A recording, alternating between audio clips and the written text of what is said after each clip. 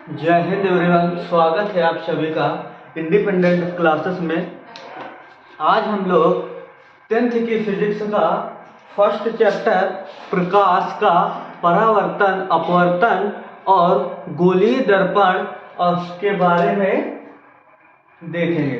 सबसे पहले हम लोग क्या करेंगे कि जो 10th की फिजिक्स है इस पे बेस्ड जो क्विक रिवीजन सीरीज चलाई है उस पे हम लोग इसका सब क्विक रिवीजन करने के लिए एग्जाम तक, अब से एग्जाम तक के लिए कुछ मैं इम्पोर्टेंट टॉपिकों में से इन क्वेश्चनों को निकाल कर लाया हूं।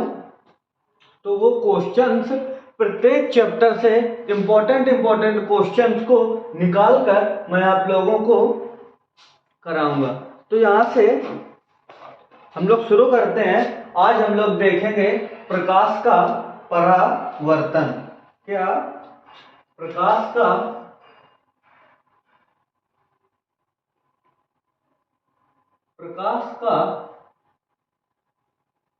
परावर्तन। प्रकाश का परावर्तन, reflection of light. Reflection of light.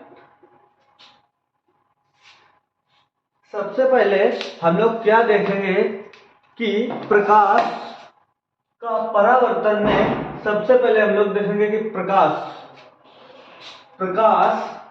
क्या है। प्रकाश, लाइट। हम लोग जानते हैं कि ये जो आप लोग किसी वस्तु को शुद्ध व स्पष्ट रूप से देख पाते हैं तो उस वस्तु को आपके द्वारा स्पष्ट देखना ही प्रकाश कहलाता है। ये हम लोग सीधे शब्दों में कह सकते हैं। यहां तक कि लगभग सभी बच्चों को पता भी होगा कि प्रकाश क्या होता है। और जो इसकी डिफिनीशन होती है फिजिक्स के अकॉर्डिंग, वो हम लोग प्रकाश को एक विकिरण के रूप में मानते हैं। क्या मानते हैं? प्रकाश को हमें विकिरण मानते हैं। यह मानते हैं कि जो प्रकाश होती है वो एक विकिरण होती है और विकिरण तरंगों में पाई जाती है। विकिरण, जो आपकी विकिरण होती है ये तरंगों में पाई जाती है। किसमें? तरंगों में। और आप लोग जानते हैं, आप लोगों ने 9th में पढ़ा भी होगा कि प्रकाश एक प्रकार की वैद्युत चुंबकीय तरंग है। क्या है? इसमें प्रकाश में तरंग में से कौन सी तरंग है? प्रकाश वैद्युत चुंबकीय तरंग। प्रकाश वैद्युत चुंबकीय, जो आपका प्रकाश है ये वैद्युत चुंबकीय तरंग के रूप में कार्य करता है। ये जो हमारे विजिबिलिटी है, किसी भी वस्तु को जो हमें दिखाई देती है वो प्रकाश कहलाती है। फिजिक्स के अकॉर्डिंग हम इसे कहते हैं कि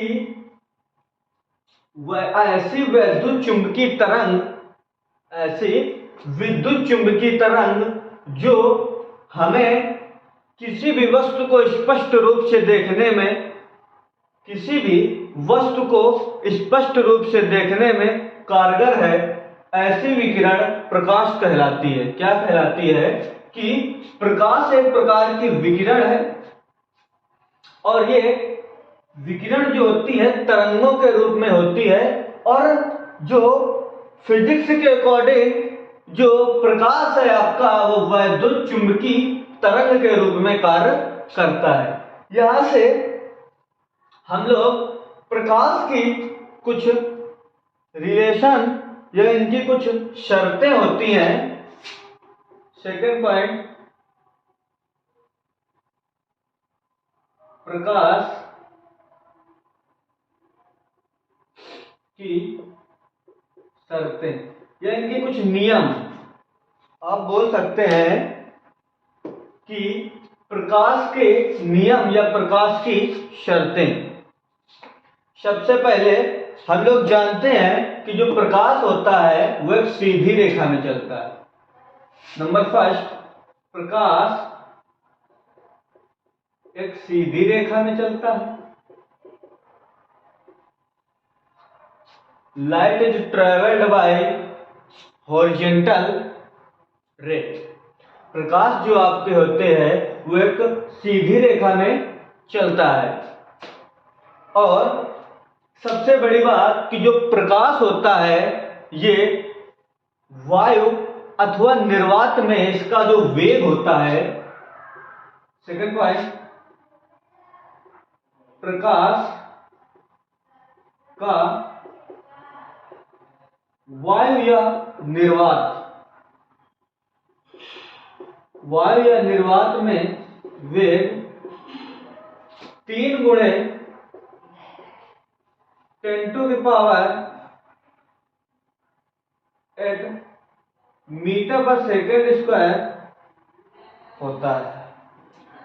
ये प्रकाश जो होता है इसका वायु अथवा निर्वात में जो वेग होता है 3 गुणे 10⁸ मीटर पर सेकेंड स्क्वायर। और प्रकाश का जो वायु जो एक वातावरण होता है, एनवायरनमेंट, उस पर वायु हमें मिलती है। और निर्वात वो जगह होती है जहां पर हमारी वॉइस यानी आवाज को सुना ना जा सके।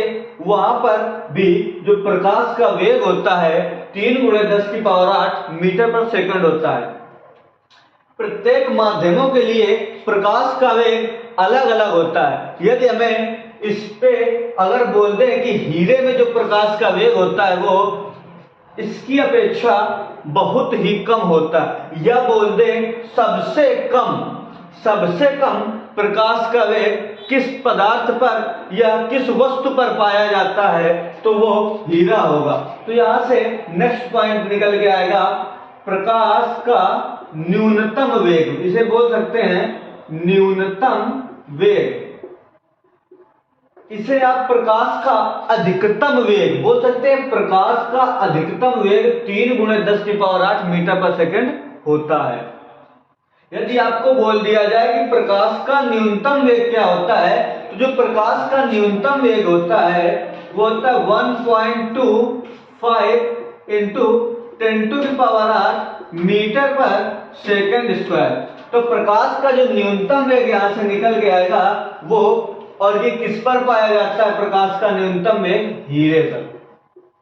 जो प्रकाश का सबसे न्यूनतम वेग होता है वो हीरे पर पाया जाता है। और यह वेग 1.25 इंटू 10⁸ मीटर पर सेकंड होता है। और एक क्वालिटी, एक शर्त प्रकाश की और होती है, प्रकाश जो होता है इसकी तरंग दैर्घ्य, प्रकाश की तरंग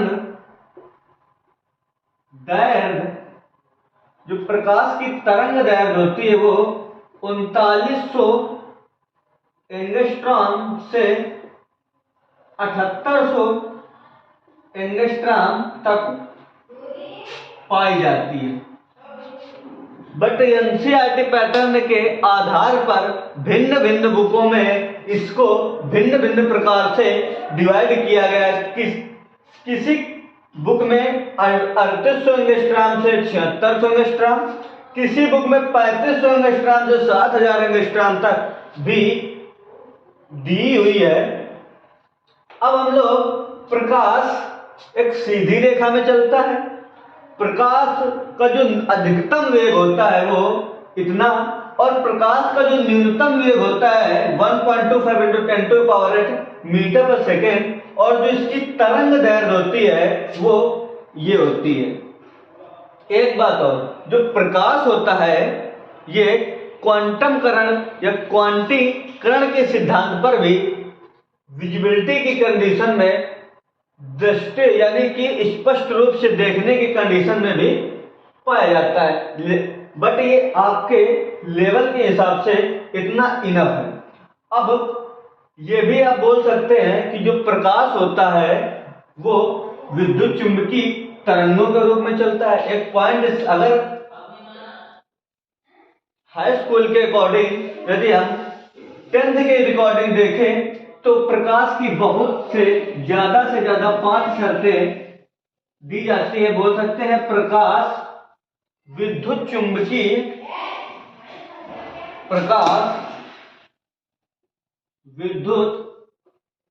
चुंबकीय तरंगों के रूप में चलता। जो प्रकाश होता है आपका, ये विद्युत चुंबकीय तरंगों के रूप में चलता है। हम लोगों ने क्या देखा था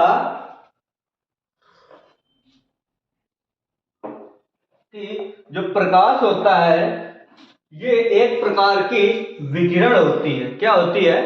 प्रकाश एक विकिरण होती है और विकिरण तरंगों के रूप में होती है। आप लोगों ने 9th में एक चैप्टर है, सेकंड लास्ट चैप्टर है, उस पर तरंगों के बारे में दिया हुआ है। और वो तरंगे विद्युत चुंबकीय तरंगे,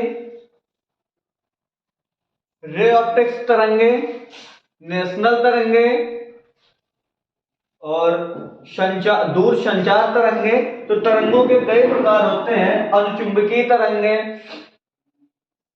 इस प्रकार से भिन्न भिन्न प्रकार की तरंगे पाई जाती हैं। आप लोग इंटरमीडिएट में इन तरंगों के बारे में आप एक चैप्टर पढ़ेंगे, डॉपलर प्रभाव।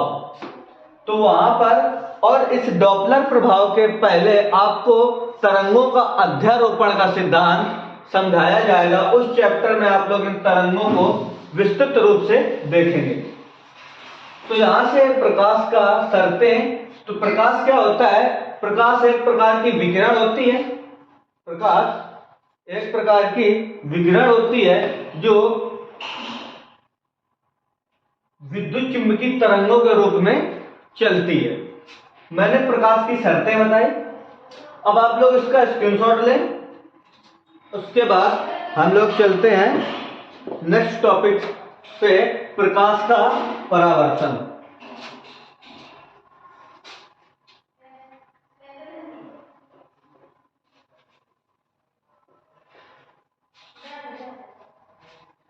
प्रकाश का परावर्तन। तो प्रकाश का परावर्तन क्या होता है कि जो प्रकाश होता है वो एक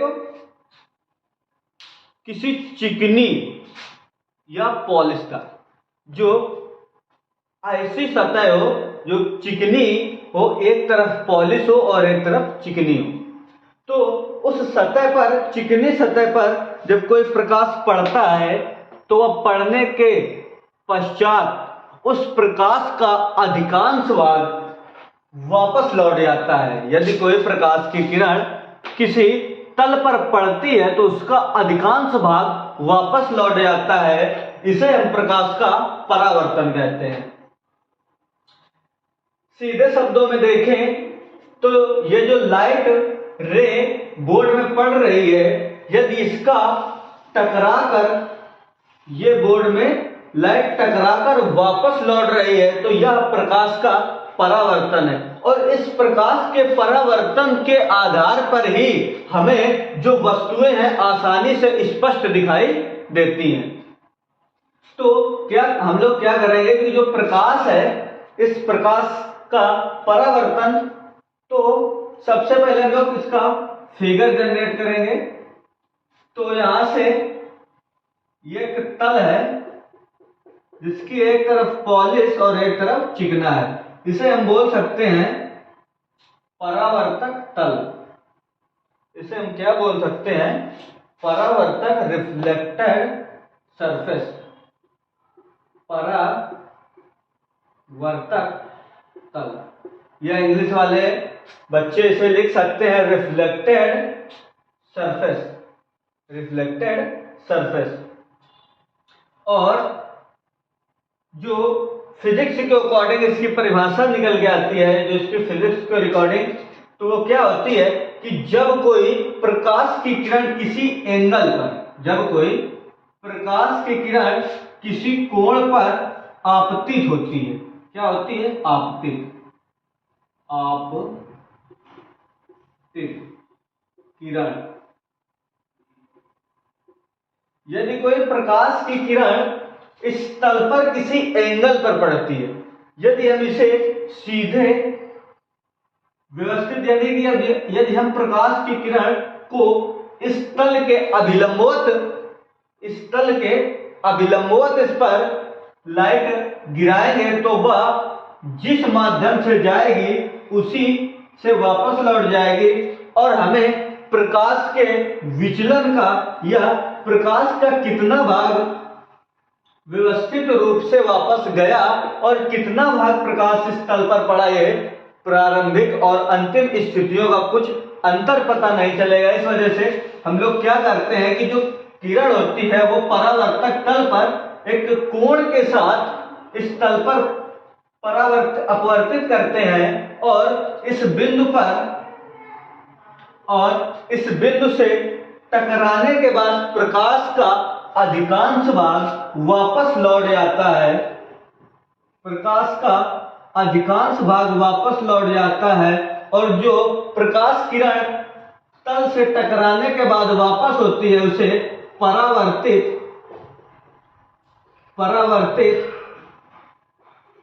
किरण, उसे हम लोग परावर्तित किरण कहते हैं। यदि इस प्रकाश किरण से हमें कुछ एंगल डिवाइडेशन करना हो तो हम लोग इस पर एक अभिलंब खींच लेते हैं और इसे हम ए पॉइंट, ओ, बी और इसे एन, बी, ओ, ए, तो इस प्रकार हम इसको व्यवस्थित कर लेते हैं। PQ।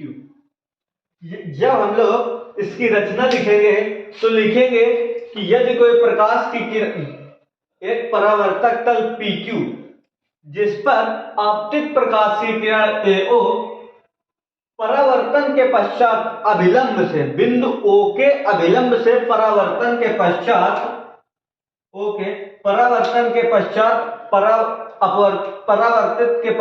परावर्तित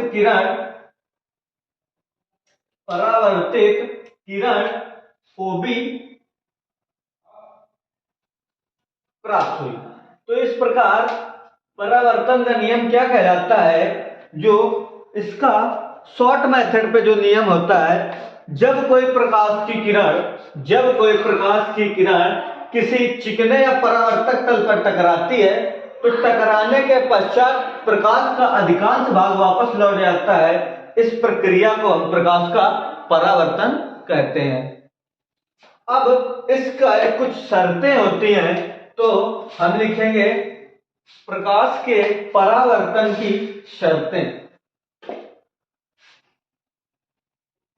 परावर्तन की दो शर्तें होती हैं, इसके परावर्तन की दो शर्तें होती हैं। क्या क्या? नंबर फर्स्ट कि आपतित किरण आपतन बिंदु, इसे हम बोल सकते हैं, ये जो बिंदु जहां पर तीनों किरण और अभिलंब, तो इसे हम बोलते हैं आपतन बिंदु। इस प्रकार जब कोई प्रकाश की किरण, हम बोल सकते हैं जो फर्स्ट इसका शर्त होगी कि आपतित किरण, आपतन बिंदु, अभिलंब, इसे हम NB को बोलते हैं अभिलंब।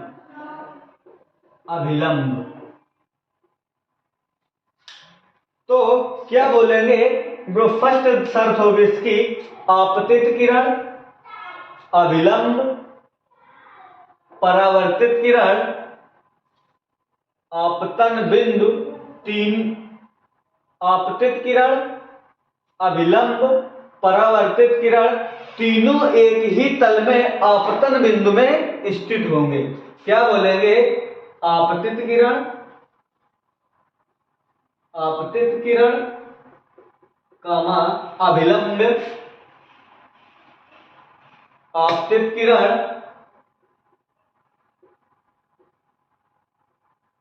अभिलंब, आपतित किरण अभिलंब, परावर्तित किरण। देखिए आपतित किरण, अभिलंब, परावर्तित किरण तीनों एक ही स्थान पर है।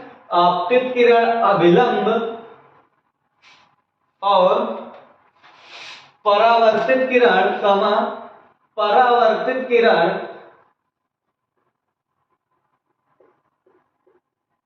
तीनों, परावर्तित किरण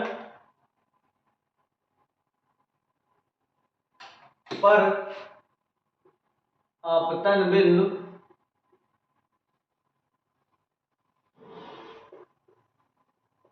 तीनों एक ही तल में होते। नेक्स्ट आपका आएगा जो सेकेंड शर्त है इसकी परावर्तन की, वो क्या है कि जो आपकी आपतन कोण, आपतित किरण पे जो कोण बनेगा वो आपका अभिलंब के साथ, जो आपतित किरण का अभिलंब के साथ जो कोण बनेगा वो कोण R, और जो परावर्तित किरण के साथ अभिलंब का कोण बनेगा उसे कोण I। तो हम लोग क्या सेकंड, इसका सेकंड शर्त जो होगी वो निकल के आएगी, आपतन कोण की, आपतन कोण सदैव, इसकी शर्त निकल के आएगी आपतन कोण, आपतन कोण सदैव परावर्तन कोण के बराबर होता है। आपतन कोण सदैव परावर्तन कोण के बराबर होता है। तो यहां से हम दोनों कोण को इस प्रकार लिख देंगे, कोण R इज इक्वल टू कोण I, कोण R इज इक्वल टू कोण I। और ये आपकी जो परावर्तन की दोनों शर्तें हैं ये निकल के आएंगी। हम लोग प्रकाश को देखा, प्रकाश के शर्तें देखी, प्रकाश का परावर्तन देखा और प्रकाश के परावर्तन की शर्तें देखी। उम्मीद है कि आप लोगों को ये वीडियो में सब समझ में आया होगा। यदि वीडियो आपको हेल्पफुल है तो आप वीडियो को लाइक करें, शेयर करें, और अगर चैनल पर नए हैं तो चैनल को सब्सक्राइब करें। जय हिंद।